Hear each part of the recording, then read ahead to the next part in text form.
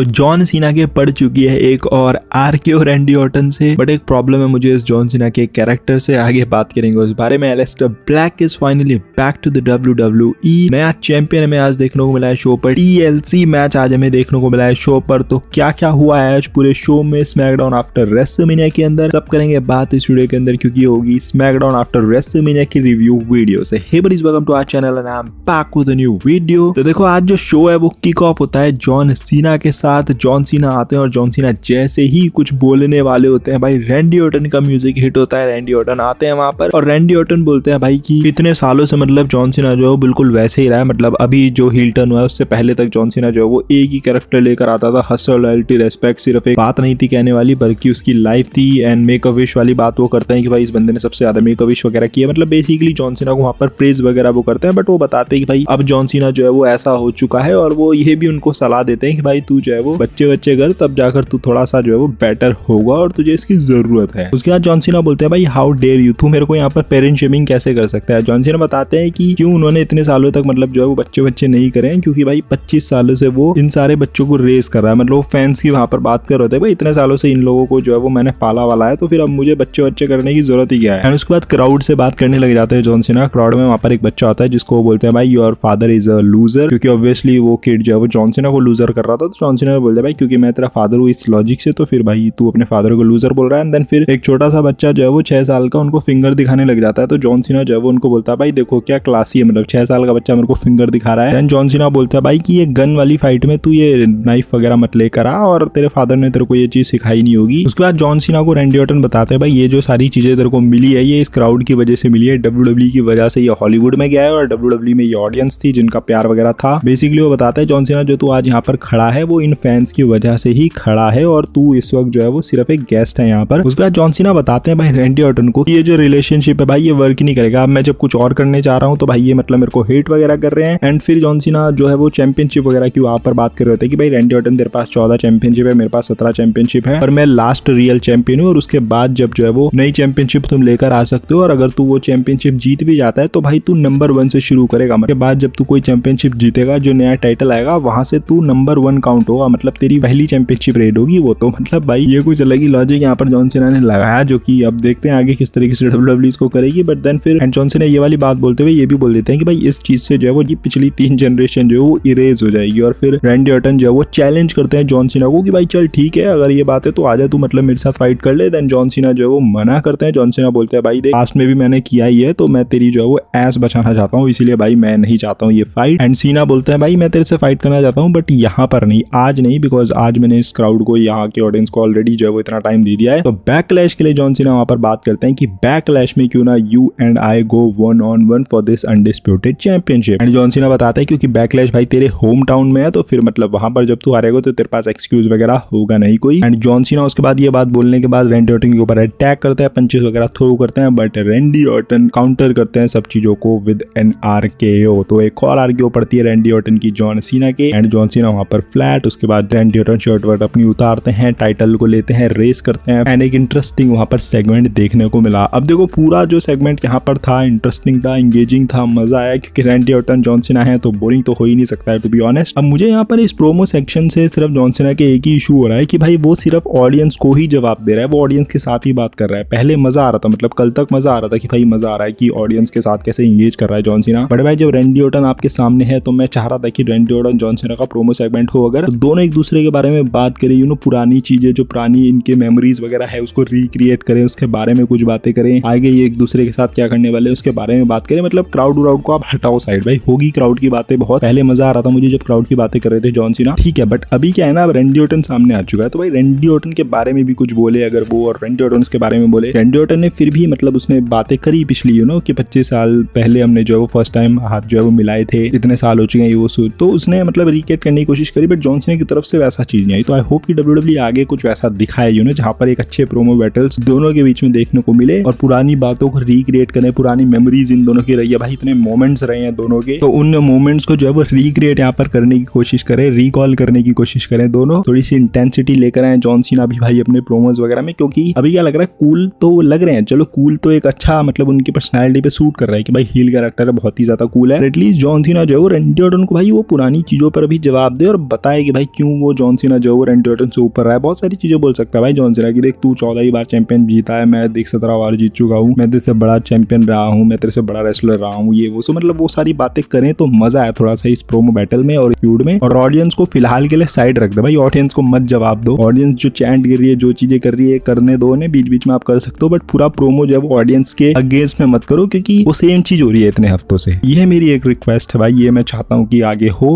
अगर वैसा हो गया तो भाई बहुत मजा आने वाला है इस प्रोमो बैटल में, इस फ्यूड के अंदर, क्योंकि 10 मई को ही ये मैच होने वाला है। तो कोई बहुत ज्यादा हफ्ते या बहुत ज्यादा टाइम बचा नहीं है इन दोनों के मैच। आई होप कि WWE जो थोड़े बहुत हफ्ते बचे हैं, जो 1-2 हफ्ते बचे हैं भाई, वहां पर अच्छे प्रोमो बैटल्स दिखाए, अच्छी फ्यूड दिखाए, क्योंकि मजे तो आने वाले हैं इस फ्यूड के अंदर। इसके अलावा नए यूएस चैंपियन जेकब फातो आज हमें देखने को मिलते हैं शो पर। उनके साथ ऑफ कोर्स सोलो सिकुआ आते हैं। सोलो सिकुआ उनको प्रेस कर रहे होते हैं काफी कि भाई मैंने बोला था ये बनेगा यूएस चैंपियन और मेरी वजह से बनाया, मतलब वो अपने आप को क्रेडिट वगैरह वहां पर देने लग जाते हैं। बट जेकब फातो उनका जो है माइक वहां से छीन लेता है और फिर वो बात करने लग जाता है कि भाई मैंने बोला था कि मैं यूएस चैंपियन बनूंगा विद और विदाउट यू। तो इंटेंशंस वगैरह क्लियर है जेकब फातो की, भाई वो उसको दिखा रहा है कि भाई मैं अपनी वजह से बना हूं जो बना हूं। एंड दोनों की फ्यूड जो है वो पॉसिबली WWE शायद समर स्लैम के लिए रख रही है कि भाई समर स्लैम में इन दोनों का कराना ही कराना है बेंटो। बट यहाँ पर हम देखते हैं कि एले नाइट आ जाते हैं उनको इंटरप्ट करने के लिए। एले नाइट अपनी रीमैच की डिमांड वहां पर करते हैं, बट उनको इंटरप्ट करने के लिए ड्रू मैकेंटायर आ जाते हैं और फिर ड्रू मैकेंटायर भी बोलते हैं कि भाई मुझे एक तगड़े वाले चैंपियन से फाइट करनी है। वैसे पहले मुझे जॉन सीना से करनी थी, पर अब क्योंकि वो अब वैसा तगड़ा रहा नहीं है तो अब मुझे एक बंदा तगड़ा नजर आ रहा है। जेकब फातो की वो बात करते हैं और वो बोलते हैं भाई जेकब फातो के साथ मुझे फाइट करनी है। एंड ब्रैंडी कैल्डिस वहां पर आते हैं और एले नाइट और ड्रू मैकेंटायर का मैच वो ऑफिशियल कर देता है कि जो भी इस मैच को जीतेगा वो जेकब फातो को फेस करेगा यूनाइटेड स्टेट चैंपियनशिप के लिए। मैच शुरू होता है और उस मैच में हम देखते हैं कि डेमियन प्रीस्ट के इंटरप्शन वहां पर हो जाता है। सोलो सिकुआ भी आकर जो है वो एले नाइट के अपना समोन स्पाइक लगा देते हैं, उधर से डेमियन प्रीस्ट आकर ड्रू मैकेंटायर को अटैक कर देते हैं। तो इस तरीके से मैच जो है वो डिस्क्वालिफिकेशन से एंड हो जाता है। एंड डेमियन प्रीस्ट जो है वो भाई अनाउंसर टेबल पर भी पटक देते हैं ड्रू मैकेंटायर को। तो लग रहा है कि शायद WWE फैटल 4-वे की तरफ जा रही है। मे बी यहाँ पर फैटल 4-वे देखने को मिलेगा, या तो ये हो सकता है कि WWE ड्रू मैकेंटायर और डेमियन प्रीस्ट का अलग मैच कराए, जेकब फातो और एले नाइट का अलग कराए यूएस चैंपियनशिप के लिए। तो ये भी हो सकता है अलग अलग मैचेस हो, या फिर फैटल 4-वे हो सकता है। जिस तरीके से हालांकि आज ब्रॉल वगैरह हुई है चारों के बीच में, तो उससे तो ये लग रहा है कि शायद फैटल 4-वे मैच की तरफ WWE आगे जा रही है। अब लेट्स सी WWE किस तरीके से ये चीज जो है वो बुक करने वाली है आगे। इसके अलावा चेल्सी ग्रीन हार चुकी है फाइनली अपनी यूनाइटेड स्टेट चैंपियनशिप। जेलेना वेगा ने आज उनको शॉकिंग तरीके से हरा दिया, बिकॉज लग नहीं रहा था यहाँ पर कि चैंपियनशिप वगैरह का कोई चीज सीन है, मतलब चेंज वेंज होने का। बट फिलहाल यहाँ पर जेलेना वेगा हरा चुके हैं चेल्सी ग्रीन को और वो बन चुके हैं नई United State champion women's division में। तो आई थिंक बढ़िया ये यार, क्योंकि जेलेना वेगा को काफी टाइम से WWE अच्छी बुकिंग दे रही थी, मतलब वो टाइटल मैचेस वगैरह मिल रहे थे बट जीत नहीं रही थी। तो फाइनली उनको जो है वो चैंपियनशिप विक्ट्री मिली है। सो ठीक है, बढ़िया है। आई थिंक अच्छी बुकिंग और अच्छी रन वो डिजर्व तो करती है यहाँ पर। इसके अलावा ट्रिफनी स्ट्रैटन भी आती है सेलिब्रेट करने के लिए वो विक्ट्री उन्होंने जो शार्लेट फ्लेयर के अगेंस्ट मिली है। बट यहाँ पर उनको जेड कार्गिल उनको इंटरप्ट करने के लिए आ जाती है और जेड कार्गिल जो है वो मैच की डिमांड करती है। दोनों के बीच में मैच शुरू हो जाता है, बट नियोमी आकर जो है वो जेड कार्गिल को अटैक करती है। एंड उसके बाद फिर भाई ब्रॉल वो तगड़ा वाला होता है। नियोमी भाई मतलब स्टैंड यहाँ पर करती है, जेड कार्गिल को वो साइड कर देती है और उधर पीछे से नया जैक आकर जो है वो ट्रिफनी स्ट्रैटन के ऊपर अटैक कर देती है। तो यहाँ से क्लियर लग रहा है कि जो नया जैक है वो स्ट्रैटन के अगेंस्ट जाने वाली है बैकलैश में, और देर नियोमी और जेड कार्गिल के बीच में रीमैच यहाँ पर दिख रहा है। तो इस डायरेक्शन में फिलहाल जो वो चीजें जाते हुए नजर आ रही है वुमेन्स डिवीजन में। इसके अलावा भाई मिज आ जाते हैं और मिज यहाँ पर बता रहे होते हैं कि भाई रेसलमेनिया 41 में कैसे उनको कोई मैच नहीं मिला, कोई मेंशन नहीं मिला, जबकि उन्होंने जॉन सीना को हराया है। ऐसी चीज जो कोडी रोड्स नहीं कर पाए अपनी चैंपियनशिप रिटेन जॉन सीना के अगेंस्ट, वो चीज उन्होंने करी थी रेसलमेनिया में पास्ट में। तो ये सारी चीजें वो कर ही रहे होते हैं, बट वहां पर जो है वो अंधेरा सा हो जाता है एंड चीजें वहां से क्लियर थी कि भाई यहाँ तो एलिस्टर ब्लैक ही वापस आ रहे हैं और एलिस्टर ब्लैक की फाइनली हो चुकी है रिटर्न। आते हैं अपने पुराने एंट्रेंस म्यूजिक के साथ और आकर जो है वो ब्लैक मास्क किक भी लगा देते हैं मिज के ऊपर। तो उनका रिटर्न हो चुका है। उतना कोई बहुत बड़े इंपैक्टफुल तरीके से नहीं हुआ, मतलब जिस तरीके से WWE उनको टीज कर रही थी, उनके जो रिटर्न को दिखा रही थी वो वीडियोस पैकेजेस वगैरह में, I hope and I thought कि कुछ इंटरेस्टिंग होगा, बट वैसा था नहीं। बहुत ज्यादा सिंपल चीज थी, बहुत ज्यादा मतलब लेम मैं कह सकता हूँ कि राइटिंग थी, कुछ इंटरेस्टिंग कुछ हटके नहीं था राइटिंग में, सिंपल था, सिंपल तरीके से रिटर्न हुई है। बट मेरी एक्सपेक्टेशन बहुत ज्यादा एलिस्टर ब्लैक को मैं बहुत ज्यादा हाईली रेट करता हूँ, बिकॉज बहुत ही तगड़े स्ट्राइकर है, one of the best strikers है वो WWE के अंदर। और मेरी एक्सपेक्टेशन पहले भी बहुत थी उनसे, जब वो पहले थे वो और बडी मर्फी मुझे बहुत ज्यादा तगड़े सही लगते थे दोनों सुपरस्टार्स, बट दोनों के साथ जो चीजें हुई एंड अभी फाइनली एलिस्टर ब्लैक वापस आ चुके हैं। तो मेरी एक्सपेक्टेशन ज्यादा है ट्रिपल एच से कि भाई एलिस्टर ब्लैक को अच्छी बुकिंग दो, because I think he truly deserves. जो स्ट्राइकिंग एबिलिटीज है उस बंदे के पास भाई वो नेक्स्ट लेवल है, मतलब मजा आता है उसके मैचेस देखने में। तो देखते हैं ट्रिपल एच इस बार क्या रोइन करेंगे उनकी रिटर्न, या फिर इस बार कुछ है उनके पास अच्छा एलिस्टर ब्लैक के लिए। इसके बाद था गाइस TLC मैच, और भाई ये मैच मतलब स्मैकडाउन स्मैकडाउन पे रखना मतलब बहुत ही बड़ी बात थी WWE की। Of course tag team championship on the line थी यहाँ पर। Street profit, DIY, motor city machine gun triple thread match था और मजा ही आ गया भाई इस मैच में। मतलब केओस पे केओस देखने को मिला, मतलब तगड़े तगड़े मूव, तगड़े तगड़े स्पॉट हमें यहाँ पर देखने को मिले। इनफैक्ट वो जो जेफ हार्डी और एज वाला जो एक मोमेंट था, जो बहुत ही हिस्टोरिक मोमेंट था, आइकॉनिक मोमेंट था, जहाँ पर जेफ हार्डी लटके होते हैं टाइटल के साथ और एज उनके ऊपर स्पेयर लगा देते हैं भाई ऊपर से, वो रिक्रिएट करने की यहाँ पर कोशिश की गई, जो कि एग्जीक्यूट भी किया, पर हाँ उस तरीके से ये हिट नहीं किया टू बी ऑनेस्ट। मतलब जब इसको देखा तो वैसा तो ये नहीं दिखा टू बी ऑनेस्ट। हालांकि कोशिश बिल्कुल वैसी करी और वो इतना आइकॉनिक मूव था और इतना डेंजरस मूव था कि उसको अगर आप रिक्रिएट भी करोगे और अगर उसके आसपास भी जाते हो तो आपने बहुत अच्छा काम किया है। तो यहाँ पर भी अच्छा काम था, बट अगर मैं इसको उससे कंपेयर करूँ तो भाई आसपास भी नहीं था। और उसके आसपास मुझे नहीं लगता है कि दोबारा अगर आप करोगे ट्राई तो उसके आसपास भी आप आ सकते हो, बिकॉज वो मूव मेरे हिसाब से WWE की हिस्ट्री में one of the best iconic move है। और अगर आप मेरे से पूछोगे मेरा सबसे फेवरेट आइकॉनिक मूव तो मैं शायद उसी को पिक करूंगा सबसे ऊपर, बिकॉज वो मूव जितनी बार भी दिखा दो भाई वो मजा ही अलग होता है। इनफैक्ट अगर मैं उसको नंबर 1 पे नहीं तो मतलब टॉप 3 में तो मैं रखूंगा ही रखूंगा विदाउट अ डाउट। वैसा रिक्रिएट तो नहीं हुआ बट हाँ ट्राई किया एंड आसपास था थोड़ा बहुत आप कह सकते हो, तो वो देखकर अच्छा लगा कि चलो यार उस आइकॉनिक मूव को एटलीस्ट WWE इस पॉइंट पर ट्राई कर रही है। बट हैविंग सेड दैट भाई पूरे मैच में जो मजा था वो नेक्स्ट लेवल था। कुछ अच्छे मूव्स हमें देखने को मिले एंड एट द एंड जो स्ट्रीट प्रॉफिट है वो यहाँ पर विक्ट्री हासिल करती है। मॉन्टेस फॉर्ड टाइटल्स जो है वो कैप्चर कर लेते हैं एक बार फिर से एंड रिटेन करती है स्ट्रीट प्रॉफिट अपनी टैग टीम चैंपियनशिप्स को। एंड मॉन्टेस फॉर्ड तो भाई बहुत ही ज्यादा ओवर है भाई क्राउड के अंदर। मतलब एक चीज मैं पहले भी बोल चुका हूँ मॉन्टेस फॉर्ड के बारे में कि भाई उसमें जो कैरिज्मा है ना वो नेक्स्ट लेवल, और सिंगल्स पुश अगर उसको मिलेगा ना कभी तो वो मतलब बहुत ही शाइन करने वाला है। बाकी शो वाज अ बैंगर। हाँ जो रॉ आफ्टर रेसलमेनिया में था वो ऑफ कोर्स उसको तो हम रेसलमेनिया से कंपेयर कर रहे हैं कि भाई वो रेसलमेनिया से भी बेटर था, तो ऑफ कोर्स उसके तो आसपास नहीं था ये, बट हाँ अच्छा शो था। मतलब स्मैकडाउन के शोज वैसे भी उतने कोई खास नहीं आ रहे हैं पिछले कुछ समय से, तो उन शोज जो बेकार आ रहे हैं स्मैकडाउन के उससे तो बेटर ही था ये स्मैकडाउन का शो। आपके क्या थॉट्स है वो नीचे कमेंट सेक्शन में बताओ। जॉन सीना वाली जो पॉइंट मैंने डिस्कस किया है वो प्रोमो सेगमेंट में वो चीज आने के लिए, तो वो उसके बारे में आपका क्या थॉट है नीचे कमेंट सेक्शन में बताओ। और ये वीडियो अगर आपको थोड़ी पसंद आएगी तो don't forget to like, comment and smash subscribe button. मिलता है अगली वीडियो के अंदर। Till then love you all and do not give up, just keep fighting.